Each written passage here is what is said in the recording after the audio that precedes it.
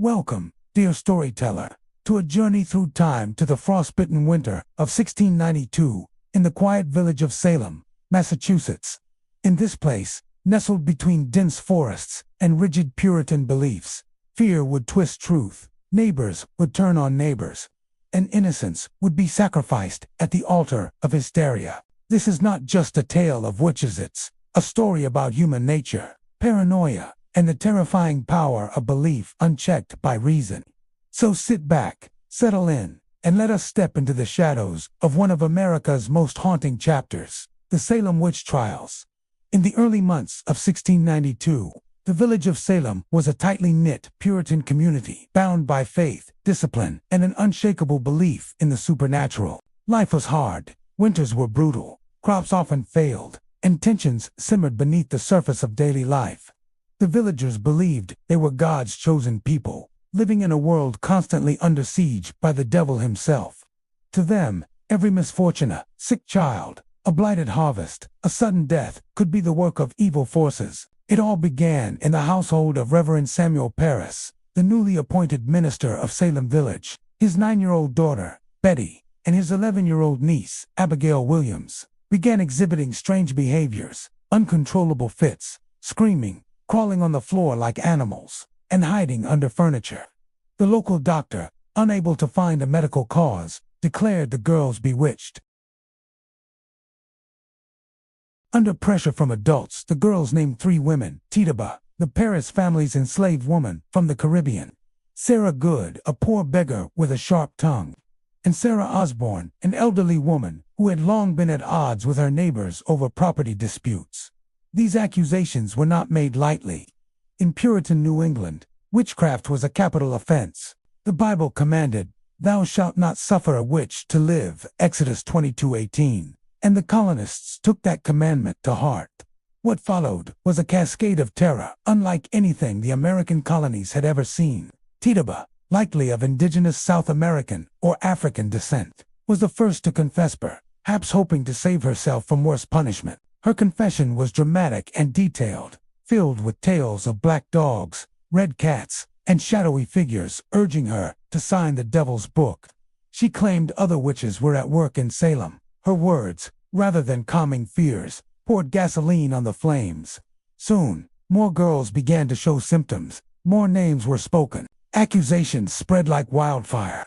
Martha Corey, a respected church member, was accused after she openly expressed skepticism about the girls' claims. Rebecca Nurse, a pious and elderly woman, beloved by many, was arrested despite her spotless reputation.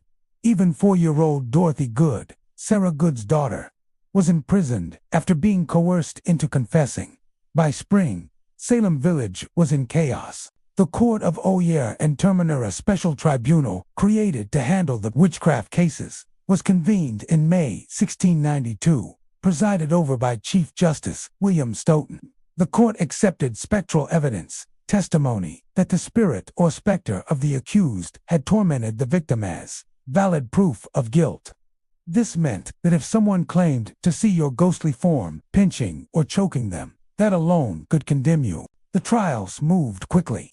Between June and September, 19 people were hanged on Gallows Hill. One man, Giles Corey, refused to enter a plea. He knew that if he did, his property would be seized, leaving his family destitute. For this defiance, he was subjected to peine forte, ec dur *. Heavy stones were placed on his chest until he died, slowly crushed under the weight. His last words, according to legend, were "more weight." But as the executions continued, doubt began to creep in. Prominent ministers like Increase Mather warned against relying on spectral evidence, arguing that the devil could take the shape of an innocent person. Families of the accused grew bolder in their protests. When the governor's own wife, Lady Mary Phipps, was named among the witches, Governor William Phipps finally intervened. In October 11,692, he dissolved the Court of Oyer and Terminer. By then, over 200 people had been accused. 20 had died, 19 by hanging, 1 by pressing. Several others perished in jail due to harsh conditions. The jails emptied slowly, and by May 1693, Phipps had pardoned all remaining accused witches and released them. The aftermath was one of shame and reckoning. In 1702, the trials were declared unlawful. In 1711, the colony passed a bill reversing the attainders' legal punishments against many of the convicted and granted restitution to their families. But the scars remained.